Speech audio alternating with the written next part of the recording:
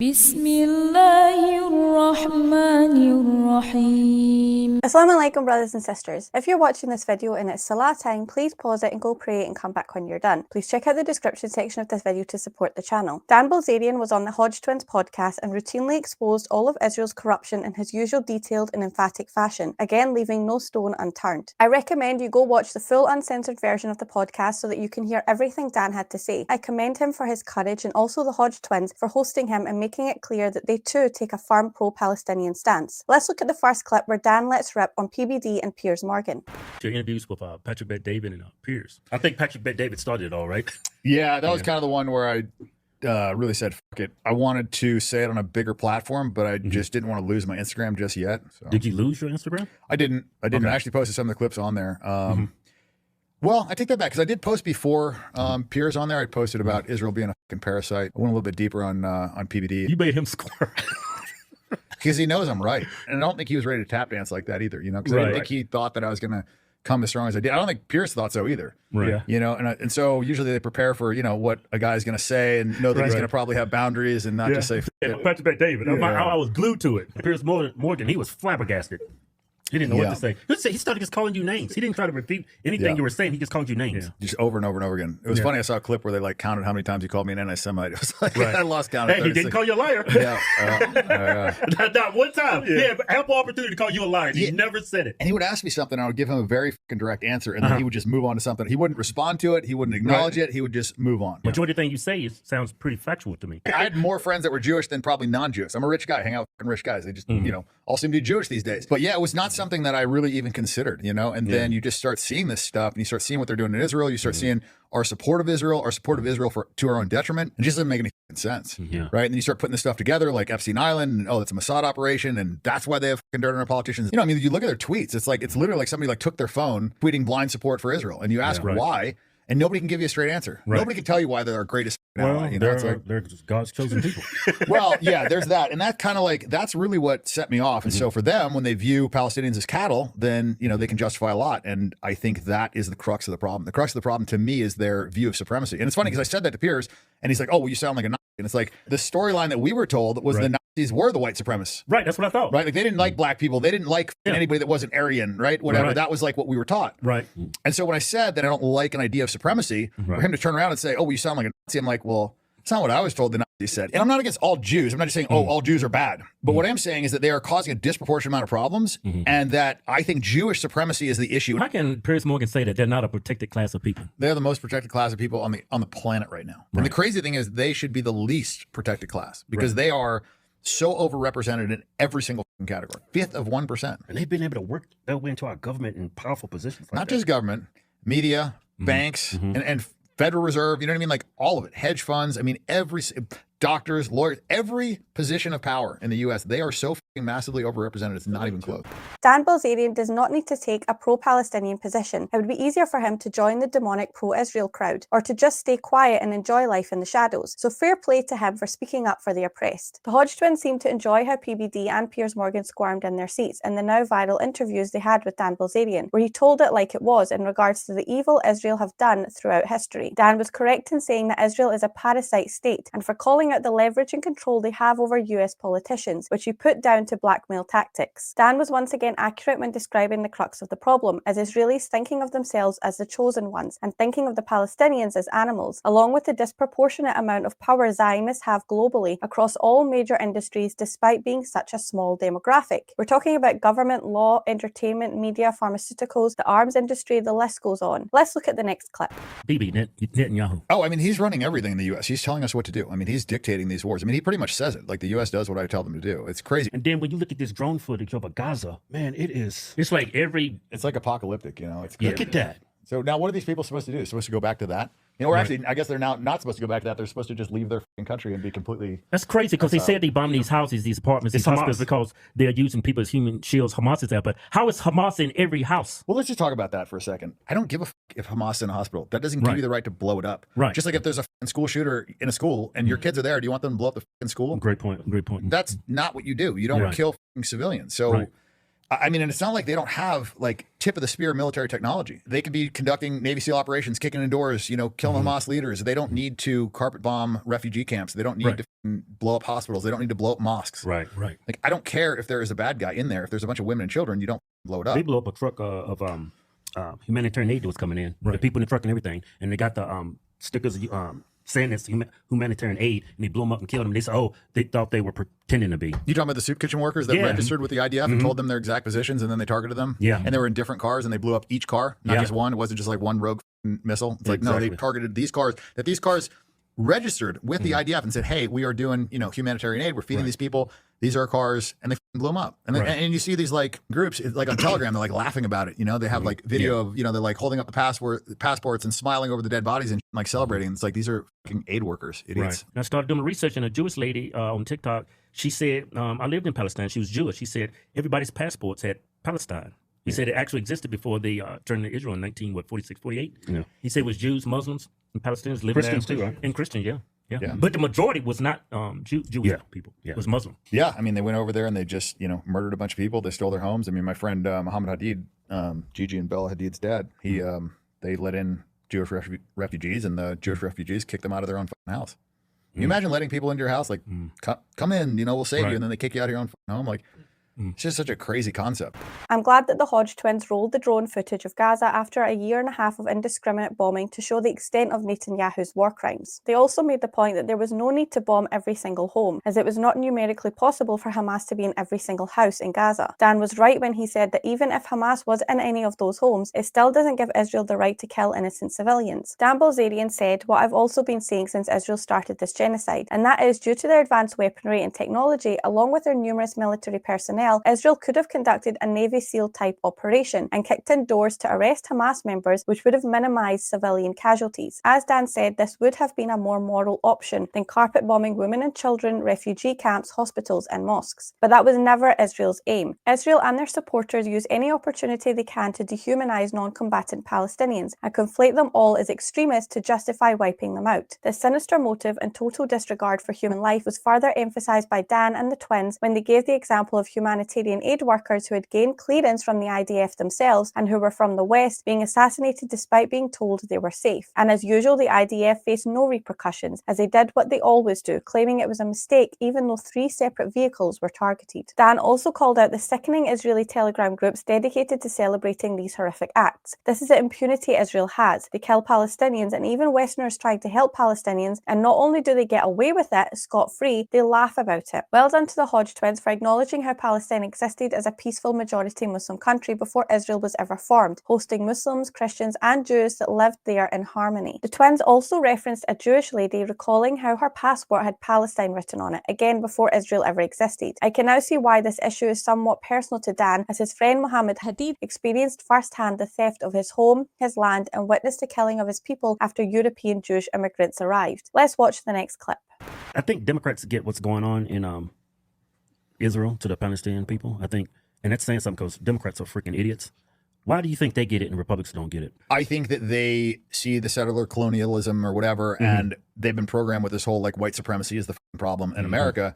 And so they see that as like white supremacy. They see the obvious apartheid. I mean, you don't have to be a rocket scientist to figure this out, what's going on over there. The 2 sets of justice, the persecution. So the left is like, oh, it's the white supremacists that are the problem. It's the oppressors. It's the patriarchy. So the left is blaming the patriarchy, the white supremacists, this and that. Right. And then you have the Republicans blaming the Muslims, blaming the left. So you've got all these people blaming each other, and they're not focusing on who's actually causing the problem. To me, if it's less than 1/5% of the entire global population, they're causing like 90% of the globe's problems. Like, okay, we got an issue here we need to look into. Like, we got programmed. Like every movie I ever saw, the terrorists were the bad guys. The jihadi terrorists. They were always the fucking bad guys. They always had a turban on. Muslim. Always Muslim. Never Israeli. Never Israeli. No. And so you get programmed with this stuff, and you see it enough, and you just, you know, you start to think, okay, well, these are just bad people, and you dehumanize them. I was in the military. I was in the military 4 years. You know, my friends, you know, I just remember being in there. It's like, yeah, you know, these Hajis, and, you know, they come up with names for them. And then later on, they kind of look back and they're like, you know, what if that wasn't a bad guy? You know, what if that was me? What if somebody showed up in my house and kick my fucking door in, I'd grab my gun and defend myself. You know, that's what that guy did, and I killed him for it. You know, and I think when you dehumanize a population, it's easy to rationalize out doing this stuff, and so that's what they do. They, you know, they tell the right, like, you know, these are Muslims, they're all terrorists, they're the scumbags, they're the problem. Look, I bought into it too, man. You get indoctrinated with this stuff, and then you're just like, well, they're the problem, and then you just shut everything off. And so I think that's why they've still got the right saying, you know, oh, Israel are the, you know, they're the white guys, they're the, you know, the cultured people, they're the, you know, they have a democracy, they're the only democracy in the Middle East, and, you know, they're living amongst That's these a democracy in Israel? Yeah, right, exactly. And so, but that's what they're programmed with, is like, that's the one country that's like us, you know, and they're surrounded by all these bad guys, and we got to help them. And it's just a big lie. It's just bullshit. What the hell were they thinking putting a bunch of white-looking Jews around a bunch of Arabs? It doesn't make any sense to me. Well, you know, that's the funny thing is, you know, they talk about Semites, and most of the Israelis are not actual Semites. They're from Europe. They're Eastern European Ashkenazi Jews. And they did the DNA studies. I think it was like John Hopkins did a DNA study, and like 80% of the Palestinians are like actual Semites that are linked to that land. And like 97% of the Israelis are not. In the US, it's open borders. In the UK, it's open borders. It's race mixing. It's, you know, do this, you know, diversity this, diversity that. Not in fucking Israel. The more you start to dig and the more you find out about this stuff, the more fucked up it is. And then it's like, oh, you know, it's just the Israeli government. And then you look at the polls. It's like, no, like 65% of the fucking Israelis like are on board with this or think that they should be using more force. The population is behind this nonsense. And a lot of them think they're not, you know, doing enough. I've always held the Islamic position that man-made politics leads us astray, as these political factions are designed not to serve us, but to make us subservient. The Hodge Twins and Dan Bilzerian, despite being quite conservative, acknowledge that liberals on the left have more of a realistic stance on Israel than neocons on the right. Dan put it down to the left stance against white supremacy, colonialism, and apartheid. Israel are the prime example of all of these horrible things. Their citizens are made up of mostly Eastern Europeans, and they've shamelessly stolen land and enslaved the Palestinians. Dan also pinpointed the right wing's anti-Muslim outlook and them identifying with Israel due to their skin colour as to why they relate to them and support them. He also pointed out that Israel is a fake democracy as they do not practice diversity, race mixing and open borders like the West do. And he correctly put all of this political disharmony down to a Zionist plot to keep people fighting amongst themselves while the Zios keep the attention off their untoward actions. Dan precisely stated that around 97% of Israelis are not Semites due to their European ancestry. However, on the flip side, he said approximately 80% of Palestinians are Semitic and are directly linked to the land that Israel has stolen. He also said that worryingly, the ethnic cleansing and genocide of Palestinians is not an exclusively Israeli government objective, because the majority of the general public in Israel not only feel the same way, they in fact want their government to be even more harsh in their oppression of the Palestinians. I'm not surprised by that, as it is compulsory for all Israelis to enroll in the IDF and take part in the killing of Palestinians. Dan Bilzerian has the humility to admit that he was programmed, just like everyone else in America and the West, through Hollywood movies and other Zionist-owned industry, to see Muslims as extremists and as the bad guys, but never Israelis. As he said, the people he served alongside within the US military also believed this propaganda, and it's only now that many of them realise they were tricked into thinking this way. Let's roll the next clip. We got invited to Israel. I didn't go because that's an accident waiting to happen. I look just like Hamas. So when I see our leaders go over there like Trump, to walk down certain places in Jerusalem or in Israel, you have to wear their hat. Just to walk down the street, you have to wear that. Or Trump had to wear it. Obama had to wear it. Everybody who goes over there, you have to wear the hat. Well, you want to be wearing the hat or else you can spit on. You can spit on? Yeah, they spit on Christians. Yeah, if they see a cross or they know that you're Christian or you have a Bible, they'll spit on you. They told us a bunch of lies about Muslims. They say Israel's our greatest ally, but when you see what they do to Christians over there, spitting and mocking them, and they are the true haters. And I think we're taught that, you know, Judeo-Christian values, which is just a bullshit word. Right. Because, you know, I don't even know what that means. It means bullshit. It means utter bullshit. The idea of Judeo-Christian values, when one group thinks that, and not just one group, you know, it's not just the Christians that think that Jesus was a great man. Well, they think he's God or whatever, but the Muslims, they think that Jesus was a great prophet. So these two religions are actually like pretty similar. One thinks he's God, one thinks he's a great prophet, but either way, it's, you know, the majority of the world thinks that Jesus was a great man. Jesus, he was Jew, right? He was a Jew, right? Well, so he, you know, that's kind of disputed. I think he was more of a Palestinian than a Jew. I mean, well, that makes a lot of sense now. Yeah. Explain why they hate him so much, Keith. He's Palestinian. Yeah, exactly. I said this before the election. I was like, you know, everybody thinks that, you know, Trump is going to be this great savior, and, you know, he's obviously going to be much better than Kamala for sure. But people will just blindly follow him. That's the scary part about Trump, is that people will blindly follow him a lot further than Kamala. You think he's going to be successful in taking over Gaza Strip? I have no idea. You know, I just don't think that's any of our business. It's like, I mean, it's Palestinian land. You know, it's like we're in NATO, so we should be following like NATO. You can't just steal land. Like, that's not a thing. Right. And that was like one of the reasons why we established NATO, is to like stop people. You know, it's like otherwise the bigger countries can just go and take over all the smaller countries, and then it's going to be, you know.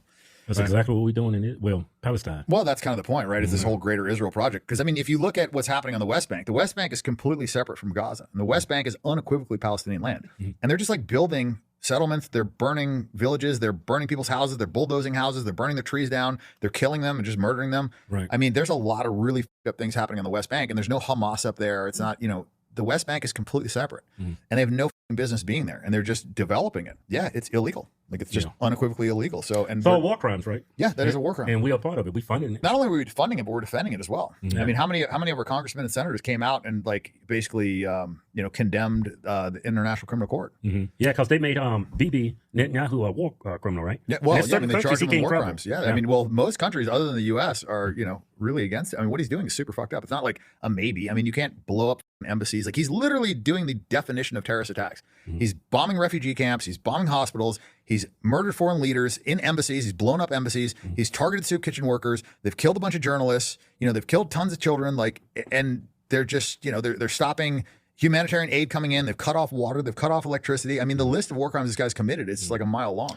My respect for the Hodge twins has grown after this podcast, because despite being Trump supporters, they still called him out for bowing to Israel, as well as Obama for doing the same thing. The walk of shame through Israel with a little hat on is a submission ritual every US president must go through once they're in office. They also asked Dan Bilzerian about his thoughts on Donald Trump's plan to take over Gaza. Dan gave the only answer appropriate for such a question, that Americans have no right to steal that land on behalf of Israel, as it belongs to the Palestinians. I agree with him when he said that Trump is similar to Kamala when it comes to his objectives for Israel, but what is more dangerous about Trump is his cult following, because they will follow him blindly even when he makes bad pro-Israel choices. Dan Bilzerian was spot on for calling BS on the idiotic contradictory term of Judeo-Christian values, also known as Christian Zionism. He detailed how Christians are spat on and abused in Israel. There are numerous videos online showing this. Both Dan and the twins agreed that Israel being an ally and Muslims being the enemy is a lie told by politicians and the media, and instead it's evident that the Israelis are the ones that hate Christians. Dan went on to detail how it is Muslims and Christians that have more in common than Christians and Jews, as Prophet Jesus, peace be upon him, is held in high regard in both Islam and Christianity. And for me, any Christian that supports the oppression of their fellow Christians in Israel or in Palestine by the Zionist entity is a complete sellout and a disgrace to their faith. Dan also made the claim that Jesus was historically Palestinian, which I also agree with. Again, props to Dan for vocalizing Israel's building of illegal settlements in the West Bank, where there is no Hamas, again through death and destruction, which all three of these gentlemen agreed are war crimes. The twins and Dan claimed that the US are complicit in Israel's corruption due to how their politicians condemned the International Criminal Court issuing a warrant for Netanyahu's arrest because of the war crimes he has committed, instead of condemning Netanyahu for his behaviour. And good for Dan for not holding back when listing Netanyahu's war crimes, which include bombing refugee camps and hospitals, assassinating foreign leaders, aid workers, journalists, women and children, and cutting off humanitarian aid, electricity and water for the Palestinians. And that's us just scratching the surface.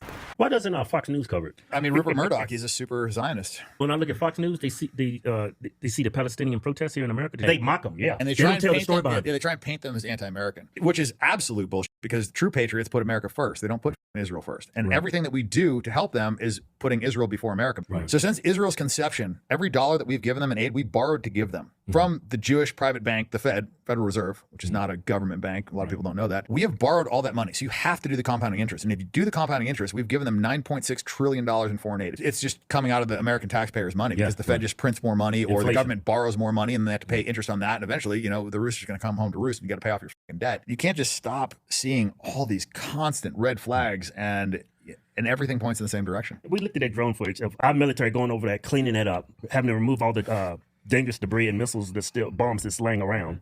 And then our tax dollars going to go to rebuild that area after we gave them the money to destroy it. That's powerful. Yeah, we have given them so much money. I mean, if you look at how much it would take to solve the homelessness problem in the U.S., it's not America first. Right. California burns to the ground. Best we can do is $700. Hawaii torch. Here's $500. Go. Get a couple nice meals, and it would have been prevented. If we'd have spent a fraction of a percent of the money that we sent to Israel. Like, what that could do for our country to help out our own citizens. But that's the problem: is our citizens are not coming first. Yeah. And these politicians don't give a shit. They give a shit about the people that donated money to them. And the crazy thing is, the money that got donated to them was probably funneled back from the money that we sent to their country in the first place. We're bribing. They're bribing our politicians with our money. The system is so crazy. I always said this. I was like, there's not going to be change until people start actually hurting, and they're actually suffering, and they start figuring out okay, this is the problem. And I think that's where we're at now. And so now the next step is we need to pass anti-Semitism laws, which is a direct infringement on a First Amendment right.